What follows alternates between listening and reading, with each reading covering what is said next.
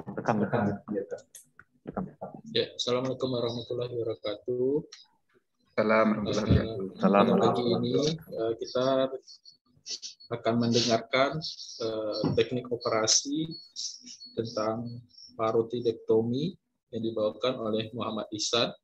Waktu dan tempat kami persilakan. Bismillahirrahmanirrahim. Assalamualaikum warahmatullahi wabarakatuh. Alhamdulillah bersyukur kepada Allah SWT, di mana pada hari ini Selasa 20 September 2021 izinkan saya Muhammad Ihsan akan membacakan teknik operasi mengenai parotidektomi. Sebelumnya kita ucapkan terima kasih pada dosen pembimbing kita, yaitu di sini Dr. Dan Kamri, spesialis bedah onkologi, dan Dr. Yofi Triputra, spesialis bedah onkologi. Terima kasih juga kami ucapkan kepada abang-abang, kakak-kakak trainee onkologi dan rekan-rekan residen sedang stasi onkologi, kita juga dengan adik-adik termuda. Baiklah, saya akan membacakan teknik operasi parotidektomi.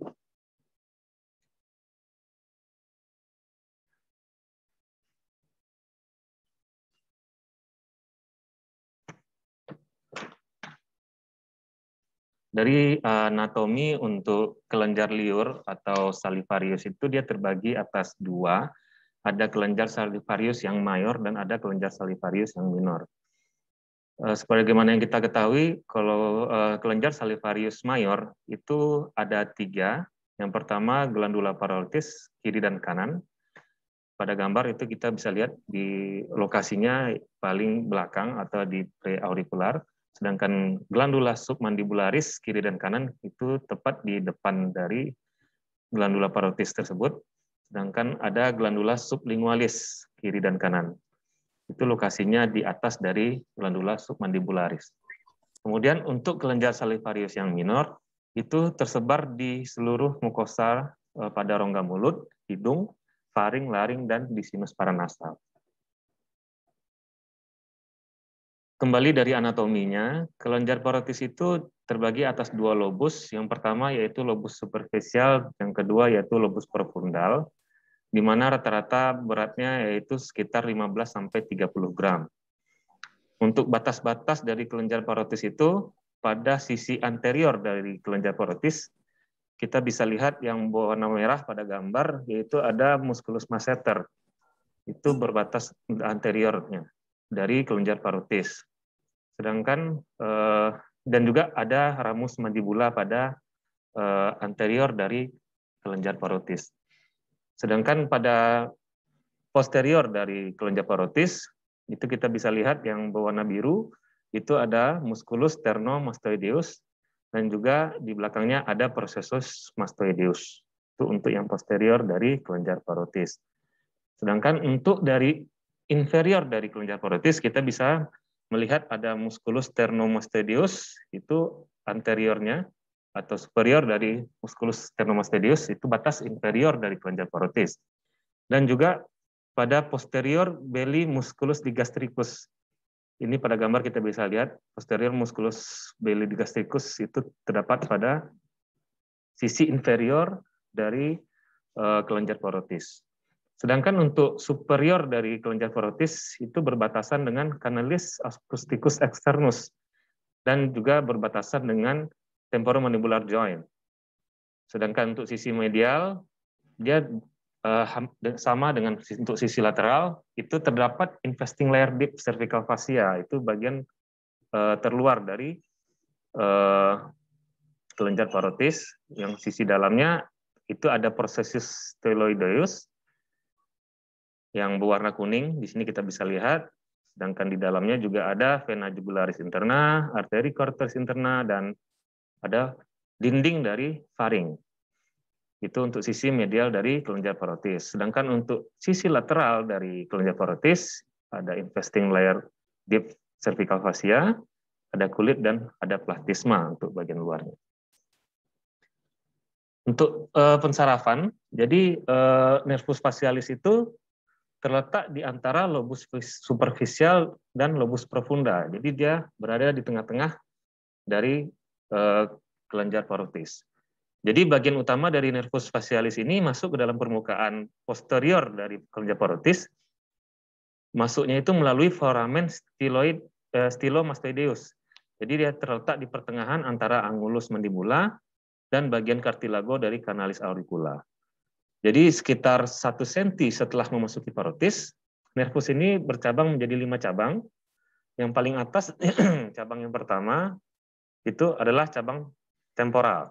Kemudian di bawahnya ada cabang zygomatikus, di bawahnya ada cabang bukal, kemudian cabang mandibular, dan yang paling bawah yaitu cabang cervical. Itu adalah kelima cabang dari nervus facialis. Dan cabang-cabangnya ini itu ada variasi dari bentuk. Dia ada 4 tipe variasi dari bentuk cabang nervus facialis ini. Yang pertama yaitu tipe 1. Pada gambar kita bisa lihat pada yang tipe 1 ini mereka tidak saling berhubungan. Jadi terpisah antara temporal, zygoma, bukal, mandibular, dan cervical itu saling terpisah, yaitu sebanyak 13% dari populasi. Sementara yang terbanyak yaitu adalah tipe 2, yang mana yang tipe 2 itu adalah terdapat cabang antara cabang zygoma dengan cabang bukal. Ada hubungan di antaranya. Itu adalah tipe yang terbanyak. Sedangkan yang ketiga yaitu terhadap hubungan antara cabang mandibular dengan cabang bukal. Itu hanya 18%. Sedangkan yang tipe terakhir itu ada cabang antara zygoma dengan bukal. Zygoma, bukal, dan mandibular itu saling berhubungan. Nah, ini pada gambar kita bisa lihat, ini sebanyak 24%. Jadi yang terbanyak adalah tipe 2. Itu adalah variasi-variasi bentuk dari percabangan nervus facialis.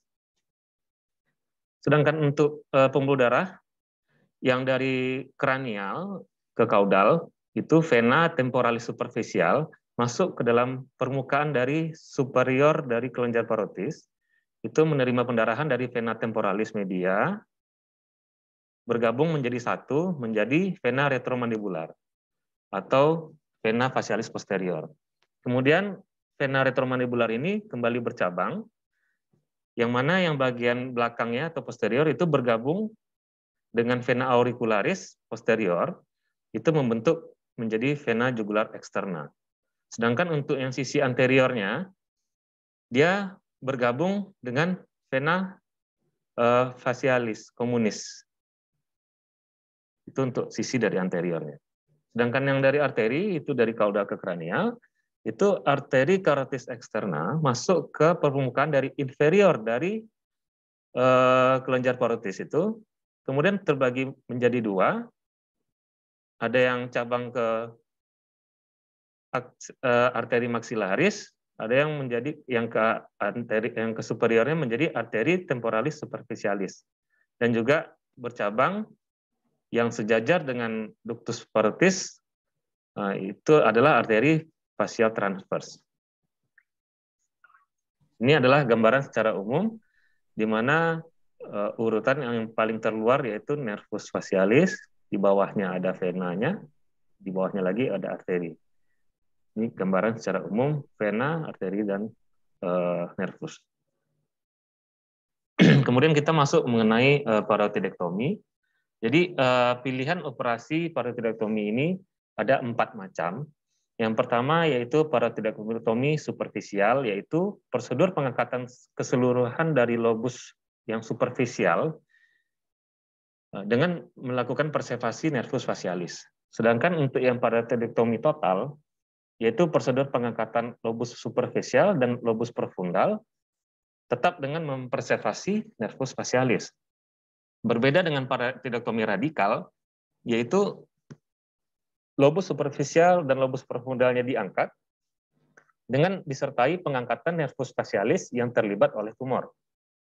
Sedangkan yang parotidektomi radikal extended, yaitu prosedur pengangkatan kedua lobus parotis dan nervus facialis, serta struktur yang di luar dari kelenjar parotis yang telah menginfiltrasi tumor, bisa berupa kulit atau fossa infratemporal ataupun mandibula ataupun sendi temporomandibular ataupun tulang temporal. Itu untuk parotideektomi radikal yang extended. Kemudian indikasi-indikasi kapan kita melakukan parotideektomi. Yang pertama yaitu neoplasma. Jadi neoplasma pada parotis ini bisa dibilang adalah suatu neoplasma bisa jinak atau ganas yang berasal dari sel epiter dari kelenjar liur, baik dari kelenjar liur mayor maupun minor. Tapi karena ini parotis, dia termasuk dari yang mayor. Kemudian yang kedua yaitu risiko metastase ke kelenjar limfa parotis. Itu bisa terjadi pada kejadian melanoma regionoprimer atau squamous cell carcinoma cutaneous, tumor hidung, atau tumor pada sinus atau keganasan pada orofaring yang berisiko metastase ke kelenjar limfa parotis. Kemudian bisa juga diindikasikan pada infeksi berulang atau abses. Itu biasanya terjadi pada sialadenitis recurrent atau sialoditiasis refractor yang terhadap pengobatan. Jadi kita bisa melakukan parotideektomi. Ini adalah bentuk-bentuk jenis insisi yang bisa kita lakukan untuk tindakan parotideektomi. Yang pertama yaitu ada insisi retroaurikular, hairline, kemudian ada insisi modified Blair, ini yang paling umum yang sering kita gunakan. Dan yang ketiga yang itu insisi facelift. Dan pada gambar ini ada juga jenis mini incision parotid. Kita mulai untuk teknik operasi dari parotideektomi. Pertama, pasien kita posisikan terlentang dengan kepala ditinggikan sedikit, ekstensi dengan muka menghadap ke sisi yang sehat. Kemudian draping kita pasang, tidak menutup ujung mata dan ujung mulut. Ini untuk bentuk insisinya, yang pertama ada jenis inverted T, jadi dilakukan insisi vertikal pada preaurikular, kemudian sepanjang kira-kira 3 mm di depan, kemudian turun ke preaurikular, dilanjutkan atau diekstensikan di lengkungan pada sudut posterior mandibula. Jadi insisi transfer ini diteruskan ke bawah dengan pada mandibula dengan eksistensi posteriornya mendekati ke os mastoid. Itu untuk yang inverted T. Sedangkan yang modified Y atau Y dibuat insisi secara vertikal dari pre sampai post aurikular yang kemudian bergabung ke arah angulus mandibula membentuk huruf Y. Kemudian dilanjutkan insisi transversnya itu sekitar 3 cm di bawahnya. Kemudian kita lanjutkan pembentukan flap. Flapnya terbagi atas dua, ada flap anterior dan flap posterior. Flap anterior ini kita lakukan dengan mempertimbangkan ketebalan flap itu pada wajah harus superficial dari fascia parotis dan sebebas mungkin dari jaringan subkutis. Jadi dia harus mempunyai batas yang cukup dari masa tumor kita melakukan flapnya tersebut sehingga masa tumor ini betul-betul expose. Jadi batas bagian depan itu biasanya anterior dari musculus masseter. Sampai batas sana kita melakukan flap anterior sehingga expose-nya jadi lebih baik. Kemudian di daerah cervical, plan diseksi harus superficial dari serat teratas dari otot platysma sampai 2 cm di bawah angulus mandibula. Sedangkan flap posterior itu dibuat cukup jauh agar dapat mengekspos insersi dari superior musculus sternomastoideus pada prosesus mastoideus dan mengekspos jaringan parotis yang di retroaurikular. Kemudian flap ini ditarik hingga level fascia parotis sampai bagian dari unjur ke kelenjar parotis. Jadi dipisahkan antara bagian dari posterior inferior kelenjar parotis dari bagian batas anterior otot sternocleidomastoideus. Kemudian kita bisa melakukan identifikasi posterior dari otot digastricus. Untuk mengidentifikasi nervus facialis, landmark yang pertama yaitu kita mencari permukaan eksternal dari kanalis acousticus externus. Setelah kita identifikasi di mana kanalis eksternal kanalis acousticus ini, dia akan bertemu di dalam os timpani.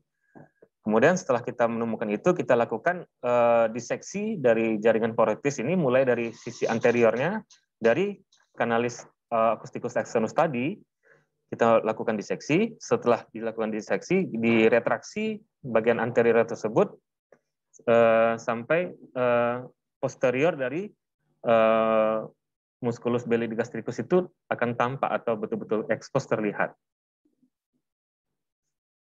Kemudian kita meletakkan jari telunjuk pada sudut yang dibentuk oleh processus mastoideus, musculus gastricus, dan cartilago canalis acousticus externus. Kita letakkan telunjuk di situ. Jadi di bawah jaringan fibrous di regio ini akan teraba processus styloideus. Jadi pada bagian ekstratemporal dari nervus facialis ini akan terdapat pada kedalaman 6 sampai 8 mili di bawahnya.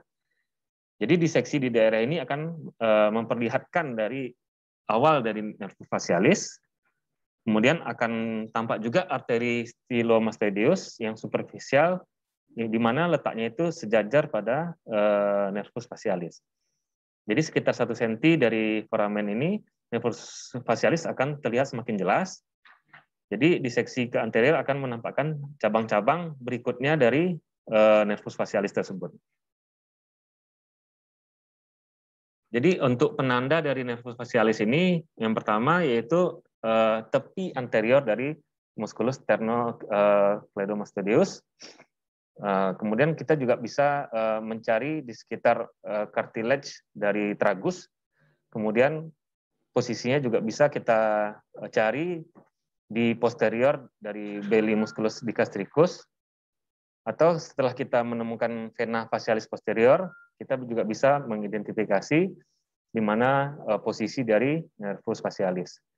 Atau kita juga bisa mencari dari ductus paroticus, itu adalah cara untuk dari retrogradnya. Atau kita setelah menemukan processus styloideus, kita juga bisa mencari di sekitarnya, atau dengan nerve stimulator. Itu adalah cara yang lebih mudah lagi untuk mencari nervus facialis. Kemudian kita melakukan reseksi dari lobus superficialis dari kelenjar parotis. Setelah kita menemukan nervus facialis, kita pisahkan kelenjar parotis dari cabang nervus facialis yang temporal, zigoma. Kemudian kita bebaskan lagi kelenjar parotis ini dilakukan dari arah superior ke arah posterior. Kemudian dibebaskan lagi marginal mandibula dan cabang dari cervical nervus facialis. Kemudian lobus superficialis dari kelenjar parotis dipisahkan dari semua cabang nervus facialis dan tetap caranya itu didekatkan ke ductus tension. Mendekati ductus tension. Sehingga nanti semua dari cabang nervus facialis ini akan terekspos dalam keadaan intak. Sehingga akan terlihat hubungan dengan lobus profunda dari kelenjar parotis.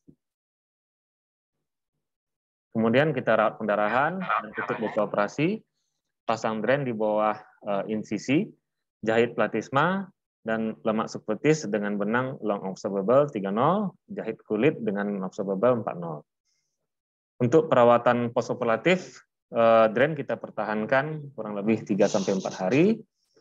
Sedangkan untuk komplikasi dari paroidektomi ini adalah ada hematom, necrosis flap, infeksi, seroma atau fistal air liur, atau Frey syndrome, penimbunan saliva post-paroidektomi, atau parese atau paralise dari nervus facialis, atau deformitas kosmetik dari wajah. Ini adalah salah satu contoh hematom. Maka penyebab dari hematom ini karena hemostasis yang inadekuat, sehingga kita membutuhkan treatment yaitu berupa evakuasi dari hematom atau kontrol pendarahan, atau kita lakukan reinsensi ulang drain dan kita lakukan suction. Kemudian komplikasi yang kedua yaitu ada kelumpuhan dari saraf facialis, itu bisa bersifat sementara ataupun bersifat permanen, sehingga akibat dari kerusakan yang parsial ataupun kerusakan total dari nervus facialis ataupun cabang-cabangnya. Bisa juga disebabkan oleh neuropraksia akibat dari peregangan dari saraf pada saat intraop, dan yang mana itu biasanya bisa mengalami recovery dalam beberapa minggu. Jika kondisi paralise dari atau parese dari nervus facialis ini berat, akan berlanjut lama, itu diperlukan stimulasi dari otot wajah, dan jika kelumpuhannya itu total, itu dibutuhkan tindakan rekonstruksi ataupun rehabilitasi pada wajah. Yang ketiga yaitu fistel dari saliva gland, itu muncul biasanya pada bekas jahitan pada saat kita melakukan upacking atau buka jahitan. Itu bisa keluar cairan, berarti kita bisa mencurigai itu adalah suatu fistel dari saliva gland. Maka terapinya itu kita bisa melakukan balut tekan atau kita drainase dan disertai dengan obat antikolinergik untuk mengurangi dari produksi saliva. Yang berikutnya yaitu Frey syndrome, yaitu sindrom auriculotemporal, di mana ada rasa tidak nyaman, keringat yang terlokalisasi pada daerah wajah. Itu biasa disebabkan oleh parasimpatis dan simpatis dari sekremotor yang salah arah menuju reseptor kolinergik dari kelenjar keringat selama proses penyembuhan post-operatif. Jadi jika terjadi ini, kita bisa melakukan tindakan terapi, yaitu berupa injeksi toksin botulinum, atau dilakukan transeksi bedah dari serabut saraf, atau kita lakukan aplikasi atau kita oleskan salep yang berisi obat antikolinergik seperti skopalamin. Sedangkan yang terakhir yaitu bisa berupa deformitas kosmetik diakibatkan hilangnya banyaknya glandula parotis dan lemak pada area preaurikular. Biasanya disebut dengan istilah sun kencing. Mungkin demikianlah pembacaan TO parodektomi. Terima kasih. Saya serahkan kembali kepada Dr. Ari. Ya, terima kasih pada Dr. Muhammad Ihsan yang telah mempresentasikan teknik operasi parodektomi. Ya, kebetulan Prof. Ricok juga datang, Prof. Isma Arif. Selamat datang, Prof. Kemudian Dr. Daan juga, Dr. Islam, Dr. Ahmad Taufik, dan juga Dr. Yopi. Untuk selanjutnya, kita lanjut pada sesi pertanyaan. Yang mungkin di sini ada dokter muda, kita persilahkan pada dokter muda untuk memberikan pertanyaan. Silahkan pada dokter muda. Atau kita tunjuk aja ya. Winda apa nih? Winda, dokter muda Winda, silakan.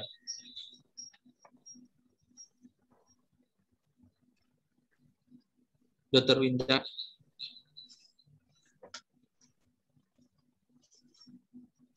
Dokter muda Winda. Iya, Dok. Ya, dengar kali ya. Irham Ahsar, silakan Irham memberikan pertanyaan tentang teknik operasi apa yang menjadi kendala. Ada Irham?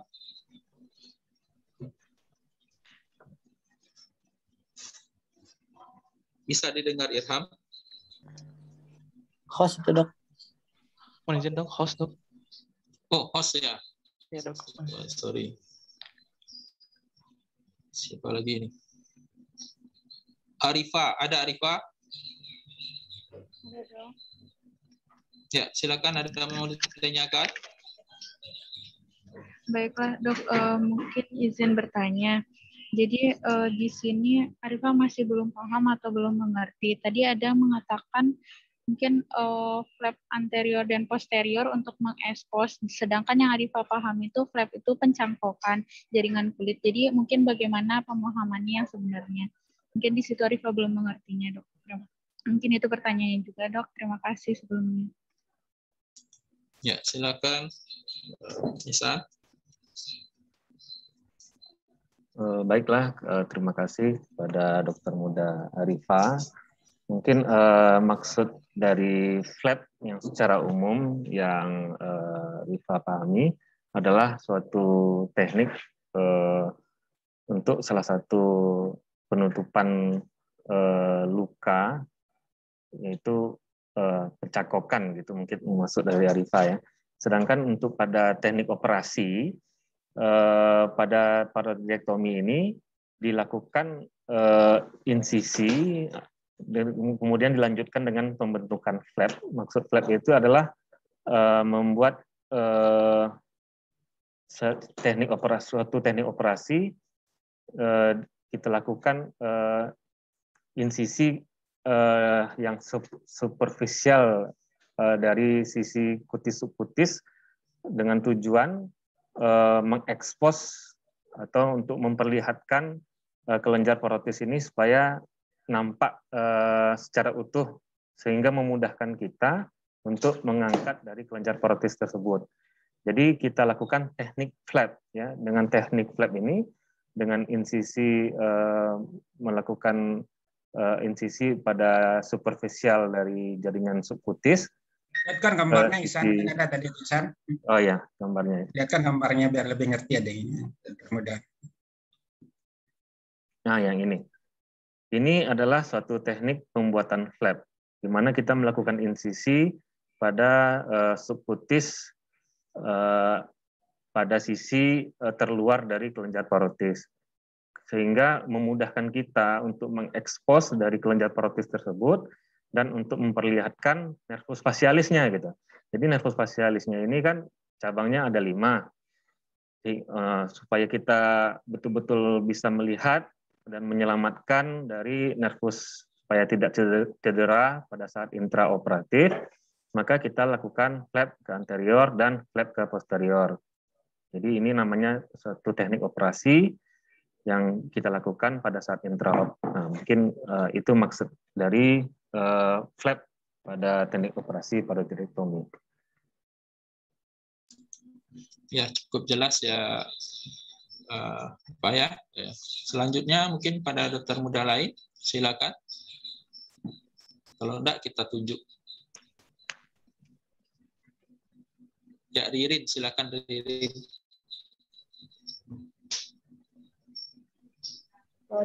Terima kasih dok.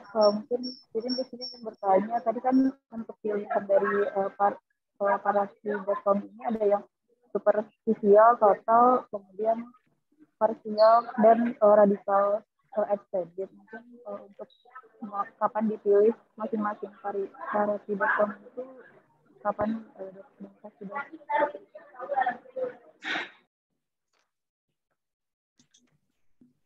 Ya, silakan Dr. Ihsan. Baik. Jadi jenis-jenis dari pilihan operasi parotirektomi ini kan terbagi atas 4. Kapan kita melakukan superficial, kapan total, kapan radikal, atau kapan kita lakukan radikal extended. Jadi kita membutuhkan mengetahui dulu dari jenis dari diagnosanya dulu gitu ya, sebelum kita melakukan tindakan terapi itu kita harus tegakkan dulu diagnosisnya. Untuk mendapatkan diagnosis kita harus melakukan anamnesa, pemeriksaan fisik dan penunjang. Jadi apabila dari anamnesa kita mendapatkan suatu gejala tanda-tanda klinis yang memungkinkan itu suatu tumor yang jinak tanpa ada keterlibatan atau adanya kesertaan kerusakan dari saraf misal, atau kita curiga ini suatu tumor jinak, adanya pertumbuhan yang relatif lambat, tidak disertai nyeri, kemudian tidak ada paralisis dari nervus facialis. Kemudian pada pemeriksaan fisik kita dapatkan masanya kenyal, batasnya tegas, gitu, tidak terfiksir. Kita lebih mengarah ini suatu jinak dan tidak merusak, tidak ada keterlibatan dari saraf ataupun tidak ada KGB yang teraba ataupun tidak ada metastasis. Mungkin kita cukup melakukan yang superficial. Itu juga bisa ditambahkan dengan diagnostik yang lain, gitu, pemeriksaan penunjang seperti USG, atau kita melakukan scan untuk melihat keterlibatan tulang-tulang pada area wajah tersebut. Itu kita bisa lakukan mungkin cukup yang superficial saja. Tapi kalau kita sudah mencurigai ada keterlibatan dari yang lobus profunda pada saat pemeriksaan fisik ataupun pada penunjang, itu mungkin kita memilih parotirektominya yang total. Dan juga apabila sudah jelas dia suatu kita dapatkan suatu keganasan pada parotis, walaupun itu angka kejadiannya relatif kecil, hanya 20%, itu apabila dari anamnesa kita sudah mendapatkan gejala keterlibatan dari nervus facialis ataupun pada pemeriksaan fisik, mungkin pada intraop kita lihat nervus facialisnya sudah betul-betul strukturnya itu udah tidak bagus lagi akibat dari tumor tersebut, mungkin kita memilih yang radikal parodektomi.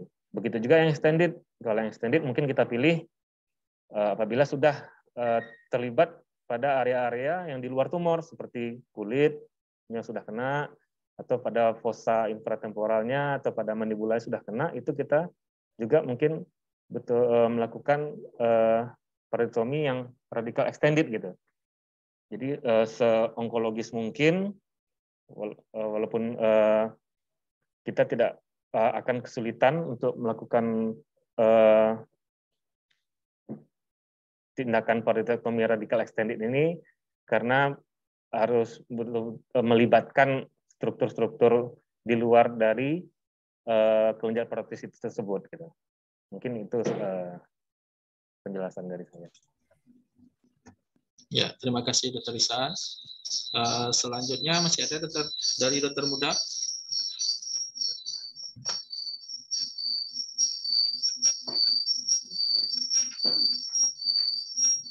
Masih ada dari dokter muda?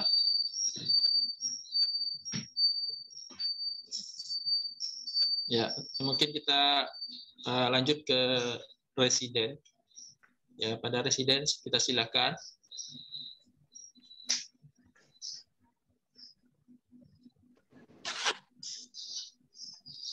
Assalamualaikum dok. Presiden. Ya, silakan Ibu, Dr. Iqbal. Ya. Izin bertanya dok. Ya, tadi dikatakan ada beberapa komplikasi seperti ada tadi infeksi dan ada kelumpuhan pada nervus facialis. Yang mau saya tanyakan, komplikasi tadi apakah ada selain dari komplikasi tadi apakah ada lagi yang lain atau memang dari komplikasi yang lead dan delay-nya yang mana dok? Mungkin minta tolong dijelaskan dok. Ya, silakan Dr. Ihsan. Terima kasih Dr. Iqbal atas pertanyaannya. Mungkin untuk pembagian komplikasi, kalau yang early-nya itu yang mungkin terjadi yaitu pendarahan ya, pendarahan post-operatif. Sehingga kalau pendarahan ini berlanjut dan tidak tidak terdrainase dengan baik, sehingga bisa berlanjut ke hematom. Kemudian kalau komplikasi yang segera itu juga bisa langsung terlihat, yaitu kelumpuhan dari nervus facialis gitu ya. Bisa akibat dari neuropraksia ataupun paralisis dari nervus facialis. Itu ya bisa kita lihat langsung apakah sudah terjadi tanda-tanda parese atau paralisa dari nervus facialis, sehingga membuat wajahnya jadi asimetris, tidak bisa mengembungkan pipi atau mengangkat alis. Itu bisa kita lihat langsung, atau yang itu yang berupa segera. Jadi selain pendarahan, hematom, bisa juga terjadi kelumpuhan. Itu biasanya lebih langsung terlihat komplikasi postoperatif. Sedangkan untuk yang delay-nya, itu ya salah satunya yang sindrom Frey syndrome ini. Frey syndrome ini itu bisa terlihat beberapa hari setelah total parodektomi, ataupun rasa baal pada daerah daun telinga, atau fistula, atau fistel atau seroma, itu juga berupa yang delay-nya gitu. Mungkin yang terakhir yang keloid gitu ya. Keloid itu juga membuat untuk masalah kosmetik, itu juga berupa salah satu komplikasi dari parodektomi. Sekian Dr. Iqbal. Ya, terima kasih Dr. Ihsan. Untuk penjelasannya selanjutnya silakan pada residen yang lain memberikan pertanyaan.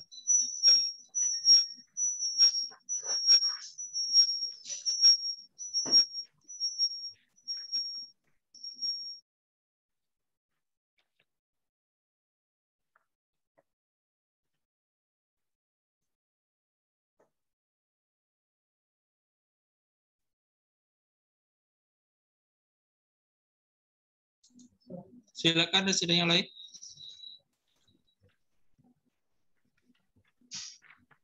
Apa perlu ditunjuk nama pula seperti dokter muda? Ayo, Pelori. Izin bertanya, Dok. Terima kasih atas kesempatannya. Untuk bertanya kepada Dr. Ihsan, pada teknik parotidektomi untuk insisi bisa kita ada inverted T dan inverted Y.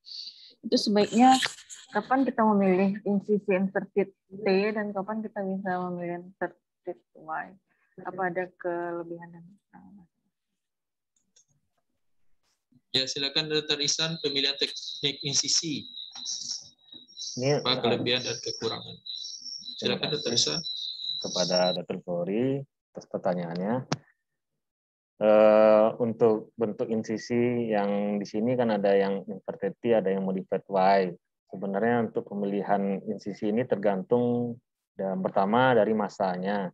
Kalau masanya memang udah extended sampai ke meluas betul-betul besar sehingga kita membutuhkan expose yang lebih baik, mungkin kita bisa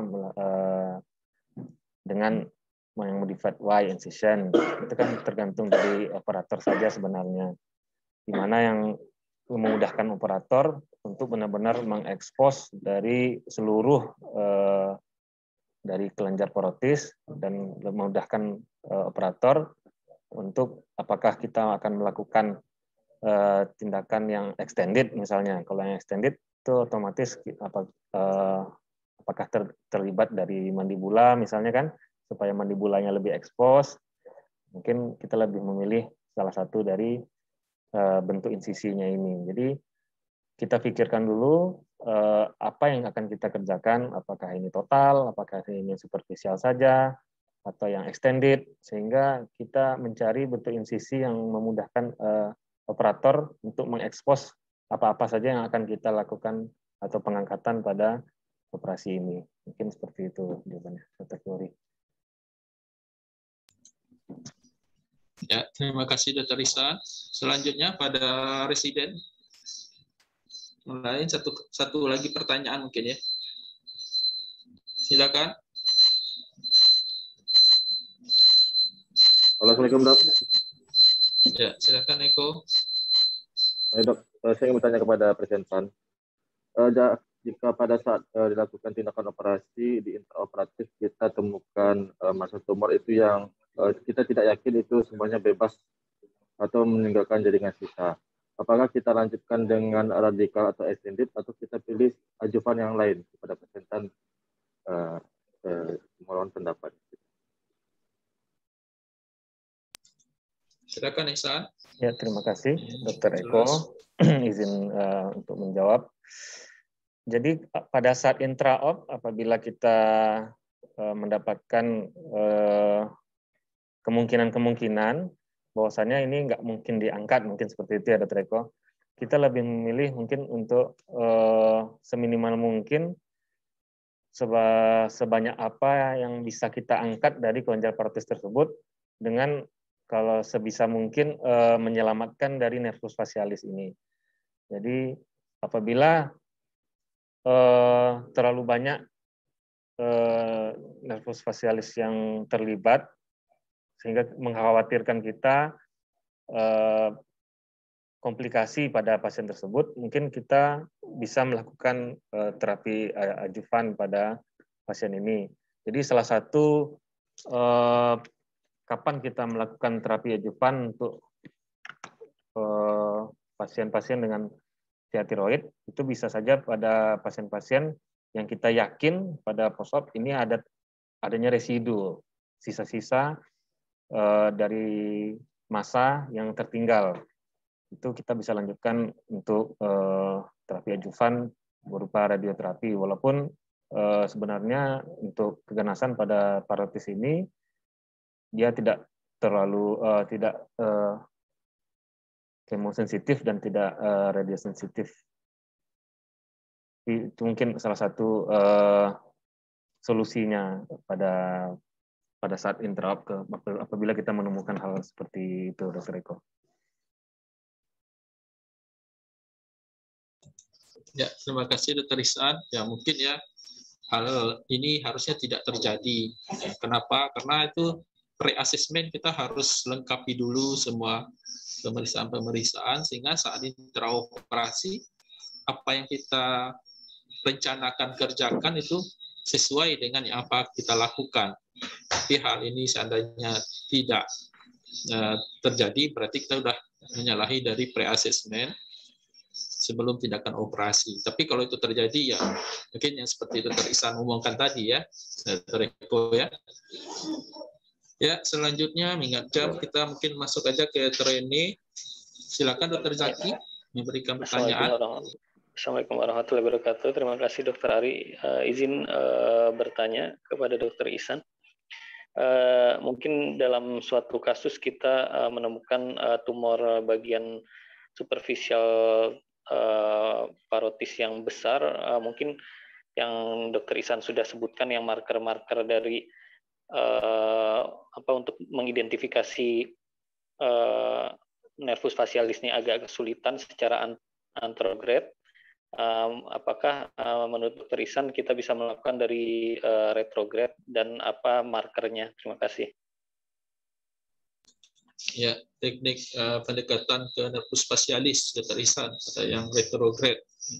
Apa itu, Dr. Ihsan? Silakan, Dr. Ihsan. Terima kasih, Dr. Zaki, atas pertanyaannya. Apabila secara anterograde kita kesulitan untuk mengidentifikasi nervus facialis, karena kita pada operasi ini harus betul-betul bisa mengidentifikasi nervus facialis dan cabang-cabangnya. Mungkin kita bisa secara retrograde, yaitu dengan mencari ductus tensionnya dulu, Dr. Zaki. Apabila kita telah bisa mendapatkan atau mengidentifikasi ductus tension, di sejajar dengan ductus tension itu biasanya ada nervus facialis di dekatnya. Kalau untuk lebih memudahkan lagi, ya mungkin dengan nerve simulator. Itu mungkin yang lebih memudahkan lagi, Dr. Zaki. Mungkin begitu, Dr. Zaki. Ya, terima kasih, Dr. Ihsan. Ya, pendekatan dari retrograde berarti biasanya kita ngambil dari cabang dari nervus facialis. Biasanya yang paling mudah kita identifikasi adalah cabang dari mandibular. Jadi kita ambil dari annulus mandibular itu biasanya terdapat salah satu cabang yang mandibular itu yang kita telusuri menuju truncus dari nervus facialis. Dan biasanya itu lebih sulit dikerjakan dibandingkan daripada kita yang ngambil dari anterograde. Saya pernah mungkin dapat bimbingan dari Prof. Wisma Arif satu kali, dan itu memang lebih sulit sepertinya. Tapi untuk selanjutnya, mungkin kita minta lagi kepada pertanyaan pada Dr. Septi. Silakan Dr. Septi.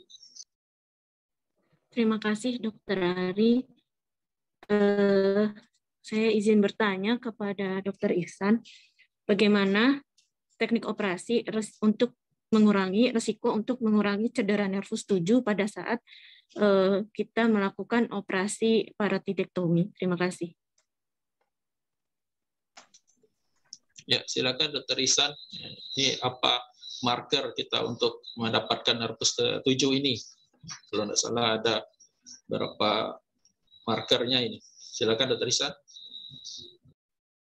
Resikonya Dr. Ari, maksudnya untuk mengurangi resikonya apa aja sih supaya jangan sampai cedera nervus 7 begitu. Terima kasih. Oh gitu. Ya, silakan Dr. Ihsan. Terima kasih Dr. Septi atas pertanyaannya. Untuk mengurangi risiko cedera dari nervus facialis ini, yang pertama mungkin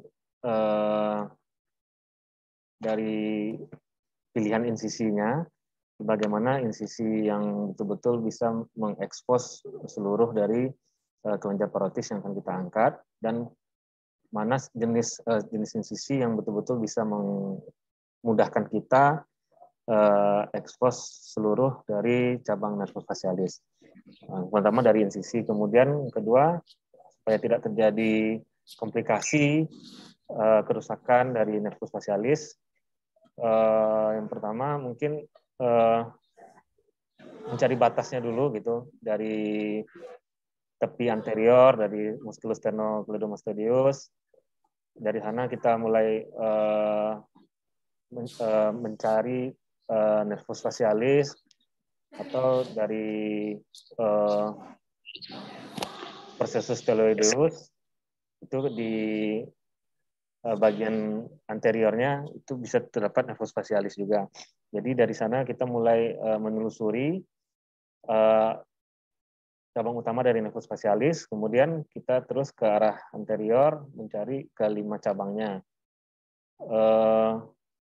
Kemudian kita mengurangi tindakan diseksi yang terlalu kuat atau tarikan yang terlalu kuat pada saat diseksi untuk mencegah neuropraksia akibat dari tarikan ataupun cedera yang biasanya bersifat sementara pada cabang-cabang nervus facialis. Mungkin itu salah satu trik untuk mengurangi komplikasi pada operasi ini. Ya, terima kasih Dr. Ishak. Mungkin bisa ditambahkan di sini, ya berarti tanda saat operatif kita harus ampuh, ya berarti harus jelas apa yang mau kita lakukan persepasi pada nervus facialis ini. Kemudian mungkin ada itu intraoperatif neuromonitoring, ya. Mungkin itu salah satu juga ya untuk menghindarkan cedera dari nervus facialis tersebut. Ya, untuk selanjutnya silakan pada Dr. Sondang Nora, kita persilakan. Terima kasih Dr. Ari atas kesempatannya. Yang ingin saya tanyakan pendapat Dr. Ihsan. Tadi Dr. Ihsan ada mengatakan mengenai teknik operasi parotis ini seonkologis mungkin. Tahu saya teknik operasi parotis ini memang agak sulit dari teknik operasi yang lainnya, karena jika kita jumpa tumor bulat parotis, nantinya kita akan membelah-belah tumor gitu. Jadi sepertinya tidak onkologis gitu. Bagaimana menurut Dr. Ihsan? Terima kasih. Ya, silakan Dr. Ihsan. Ya, terima kasih atas pertanyaan dari Dr. Sondang. Memang saya sependapat dengan Dr. Sondang bahwasanya untuk operasi parotis ini emang tujuan utamanya bukan mengangkat sebanyak-banyaknya, mungkin lebih memikirkan bagaimana caranya supaya saraf-saraf dari nervus facialis ini terselamatkan, mungkin lebih menyelamatkan saraf daripada mengangkat tumor gitu. Jadi sehingga untuk operasi parotis ini adalah salah satu operasi yang mungkin kurang onkologis lah, mungkin bahasa ininya gitu, bahasa awamnya gitu. Mungkin itu saya sependapat sama Dr. Sondang. Terima kasih, Dok. Ya, terima kasih Dr. Ihsan. Selanjutnya kepada Dr. Okta. Silakan Dr. Okta. Ya, terima kasih atas kesempatan yang diberikan kepada saya. Tadi seperti yang dijelaskan bahwa untuk operasi tumor parotis ini memang harus kita pastikan dulu ya, ini suatu ganas apa suatu benign atau malignant. Sebab apabila kita operasi pertama itu adalah kita anggap benign, ternyata pas ditemukan sel PA-nya ganas, ini kan repot. Soalnya operasi kedua pada parotis ini sulit ya, dengan cedera sarafnya sangat besar. Jadi kuncinya adalah di operasi pertama. Untuk itu kan mesti kita pastikan dulu ini suatu ganas apa jinak.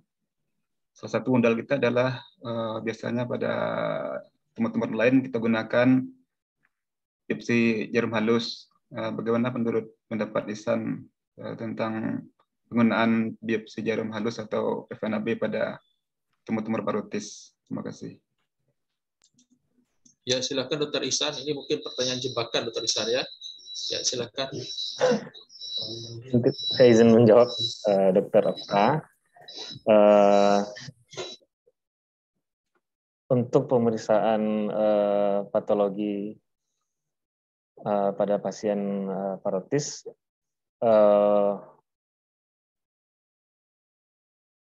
bajah ini sebenarnya tergantung dari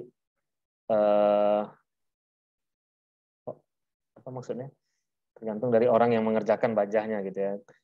Belum tentu dia bisa mendapatkan yang betul-betul sel ganasnya pada saat bajah. Mungkin kalau ingin lebih akurat, supaya hasil dari patologinya ini tidak meragukan, mungkin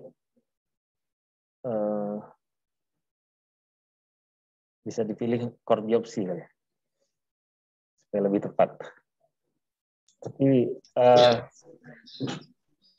komplikasinya jadi fistel, itu mungkin kita jadi tidak memilih untuk melakukan itu mungkin. Mohon maaf. Ya, mungkin terlalu menebak Dr. Ihsan ini. Mungkin ya ini minta aja pendapat karena ini senior saya, minta pendapat konsulen lah. Silakan pada Dr. Ahmad Taufik memberikan masukan Dr. Ahmad Taufik.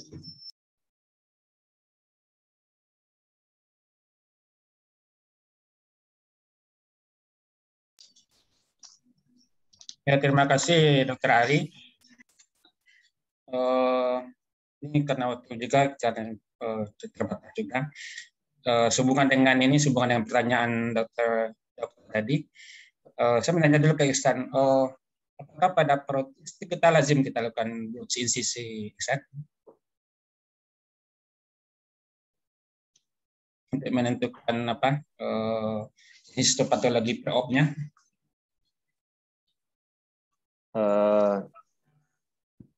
Tidak sepertinya, Dr. Rahmat Taufik. Kalau tidak, kelasnya kenapa?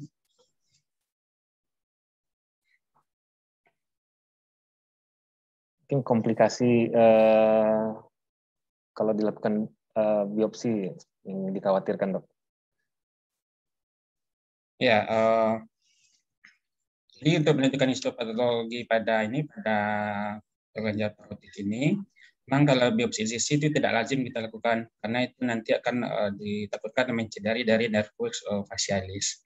Jadi seperti yang dikatakan dokter tadi, biasanya kita lakukan FNAB, biopsi jarum halus. Tapi pada keadaan-keadaan tertentu di mana kondisi tumornya sudah lanjut, artinya sudah terfiksir, sudah inoperable, artinya tindakan kita itu masih bisa kita lakukan tindakan biopsi insisi. Itu aja. Dr. Eri, silakan yang lain. Ya, terima kasih Dr. Ahmad Taufik. Selanjutnya pada Dr. Islam Akbar. Silakan Dr. Islam. Ya, Assalamualaikum warahmatullahi wabarakatuh. Waalaikumsalam. Sudah banyak yang disampaikan sama sejawat sekalian, sama Dr. Ahmad Taufik juga sudah disampaikan. Kalau saya sih menambahkan saja. Jadi operasi emang parotidektomi ini operasi yang anatomis tapi tidak onkologis sebenarnya, ya kan? Karena kita akan membelah tumor biasanya. Tapi bisa juga kita in toto, mulai kita pisahkan dari tiap cabangnya dulu satu-satu gitu. Tapi akan sulit, memakan waktu lama itu seperti itu. Jadi kedepannya sih sering-sering aja untuk trainer ya. Kalau bedah umum dia sampai batas mana yang modulnya, sampai superficial doang kali ya, nggak sampai total. Sering-sering ikut kalau ada operasi parotis, karena operasi parotis ini kasusnya jarang sebenarnya kan, jarang kasusnya sekali. Itu aja tambahan dari saya. Ya, terima kasih Dr. Ari. Ya, terima kasih Dr. Islam. Selanjutnya kita minta pada Prof. Wisma Arif. Silakan Prof. Baik, terima kasih. Hidupin sebentar ya. Ini kelihatan? Halo. Assalamualaikum. Udah dengar, Prof. Ya, dengar, Prof. Ya. Gambar sih kelihatan ya? Enggak. Ada, ya, Prof. Baiklah. Ada, Prof. Oke. Mbak, ini Dr. Iksan ya. Jadi saya berapa kali minta kalau TO itu dilampirkan juga operasinya. Ini kan gambar-gambar begini kadang-kadang kita nggak lihat betul ya. Satu, jadi harus jelas nih gambarnya. Jadi Dr. Iksan juga melihat pasiennya itu ya. Untuk trainee ya pesan saya itu kan ada dua cara ya. Satu yang disampaikan Dr. Iksan itu cara biasa klasik ya. Kemudian yang kedua itu memang ada satu marker yang konsisten itu ya. Konsisten ya tadi Dr. Ari sudah sebut itu dari angulus mandibula ya. Jadi itu prosesnya dari sana kita retrograde ya. Kalau yang biasa dikerjakan kalau tidak ketemu yang dia ya. Nah, itu harus coba sekali-sekali supaya belajar juga. Sehingga kalau sulit ada masalah di sana kita bisa kerjakan dari retrograde. Tapi itu agak susah. Kemudian yang kedua, yang ingin saya tanyakan sama Dr. Ihsan ini belajar teori ya. Iya, Prof. Kan ada berapa cabang sih nervus paroti nervus 7 itu? Ada 5 cabang, Prof. 5. Yang paling besar mana?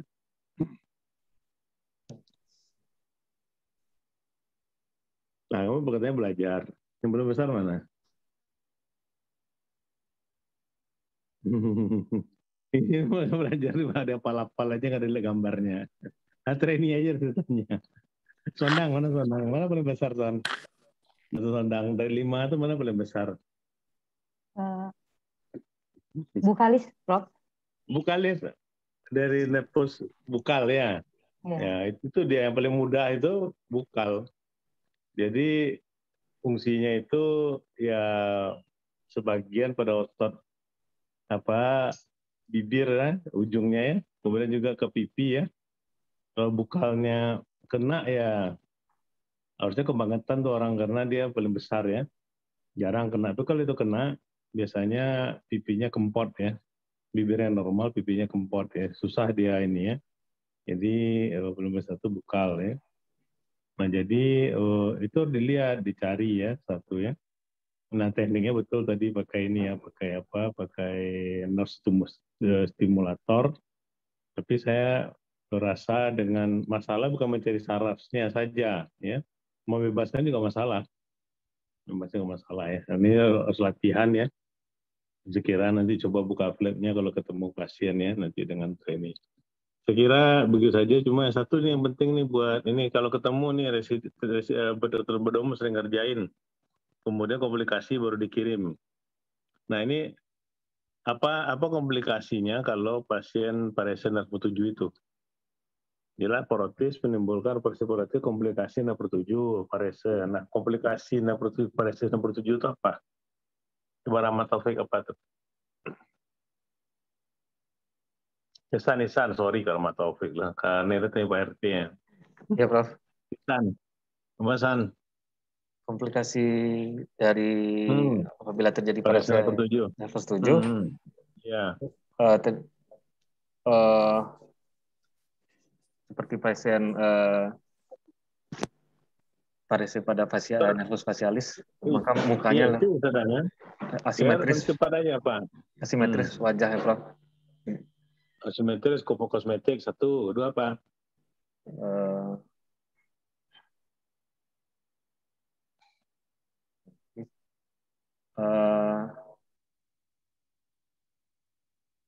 Baal, dari Baal, perasaan Baal. Baal, iya, nah, oke. 2, apa lagi?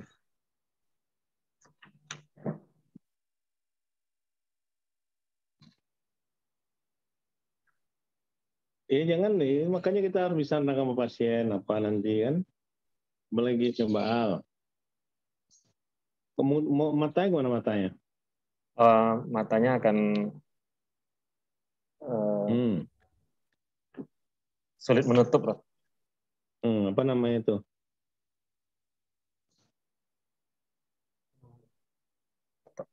Ptosis, Prof. Ptosis? Enggak. Apa lagi? Masuk mata. 2 kembali masuk komunikasi mata bisa jadi 3 itu.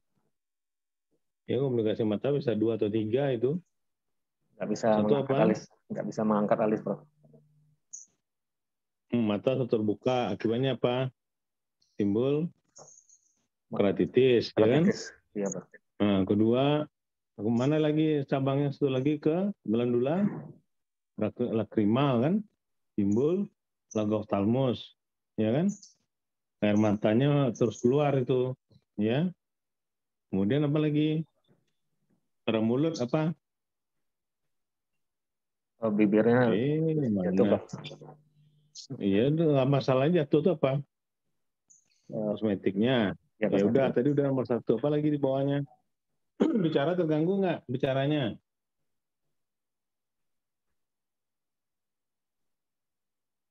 Iya, belajarnya kamu tanggung sih. Ya kan itu perlu ya. Ya kalau kena kamu mandibulanya itu nanti bicaranya terganggu, ya. Karena nggak seimbang itu pipi kiri seperti kanannya. Nah, yang kedua, makannya juga terganggu. Air liurnya drooling namanya ya, drooling, netes terus, drooling ya. Nah, itu yang mengganggu pasien sehingga secara kosmetik dan itu juga sangat ini ya, kebersihan juga ya, jadi air liurnya netes terus, jadi mengganggu mastikasi dan proses bicara. Saya kira demikian Dokter Ari. Ya nanti saya kalau bisa nih setiap ada teknik operasi ditampilkan juga operasi kita kan banyak dari gambarnya sehingga kita ketemu, dan biasakan juga operasi itu menemukan ya apa struktur yang harus dipreservasi. Saya rasa demikian. Terima kasih. Assalamualaikum warahmatullahi wabarakatuh. Waalaikumsalam. Terima kasih, Prof. Mengingat waktu, selanjutnya kita mintakan pada pembimbing Dr. Yopi Triputra atau Dr. Daan, silakan. Dari saya cukup, Dr. Ari. Udah jam 8 juga. Terima kasih. Ya, silakan Dr. Daan. Baik, terima kasih. Assalamualaikum warahmatullahi wabarakatuh. Ringkas saja. Terima kasih tadi. Sudah juga ditanyakan oleh Prof. Wisma Arif. Memang ini jadi perhatian kita ya. Jadi gambar-gambarnya itu ini gambar asing ya. Sebenarnya kita punya gambar pasien kita nih ya, baik yang komplikasi saraf tadi masih gambar orang asing ya. Besok-besok untuk tampil berikutnya ini gambar kita, dan juga nervus yang kita foto kan itu ya. Ini banyak saya kira stok foto kita. Ini kelupaan mengingatkan Iksan ya untuk. Jadi memang operasi parotidekotomi ini operasi dengan utamanya itu mencari saraf itu, karena nervusnya itu jelas ya. Akibatnya itu komplikasinya pasca operasi langsung kelihatan ya. Kalau misalnya kita operasi hari ini, besok VCT nampak gitu ya. Komplikasi yang disebutkan tadi, mulai dari mata, pencong, mulut atau pipi ya, dan komplikasi yang lainnya. Saya kira mungkin itu Dr. Ari dari saya. Saya kira pembacaan tadi baik ya. Nanti dapat juga nih kita share di media sosial kalau memang ini sebagai uji coba kita dulu untuk melihat bagaimana hasil dari maju teknik operasi ini dari Center Pendidikan SP1 maupun SP2. Terima kasih Dr. Ari. Terima kasih Dr. Daan. Terima kasih kami ucapkan pada seluruh peserta. Stop share aja Dr. Terutama Isan, pada banyak kita dapat. Stop share aja, share slide-nya. Ya, Dok. Siap, Dok. Kita stop. Ya, terima kasih kami ucapkan juga pada Prof. Wisma Arif, Dr. Daan, Dr. Yopi, Dr. Islam, Dr. Rahmat Taufik, dan juga pada rekan Rene, adik-adik residen, dan juga pada dokter muda. Terlebih terpulang, saya ucapkan terima kasih. Assalamualaikum warahmatullahi wabarakatuh. Waalaikumsalam warahmatullahi wabarakatuh. Terima kasih Pak Uca. Dok, Ya. Dr. Daan, Dr. Amatopis, Dr. Yopi, trainer semuanya. Halo. Yopi itu. Udah ada kabar Trusdi sebentar? Belum, Slam? Belum ada, masih sama seperti Belum yang ada, kemarin. masih di ICU. Belum ya. Hari Minggu saya sempat mampir ke sana habis rapat ya. Memang kayaknya MBO tuh padaan. Iya, ya. Ada twitching tiap 3 menit ya saya. Tapi ya katanya sudah NDR sekarang itu. Kayaknya udah setuju NDR tuh. Iya.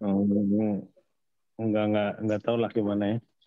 Ya itulah, nggak tahu gimana. Padahal itu kasusnya sama tuh dengan Prof kita itu. Promuklis. Involution ya. Enggak, bukan Prof Mengker. Jadi maksudnya jalan, makin lama dirawat, involution taunya makin buruk. Ya mudah-mudahan terbaik lah buat beliau. Oke, padaan semua. Terima kasih ya. Assalamualaikum mari. Salam ya. Ya, Easy Live ya, gabung ke laporan jaga. Siap, Dok.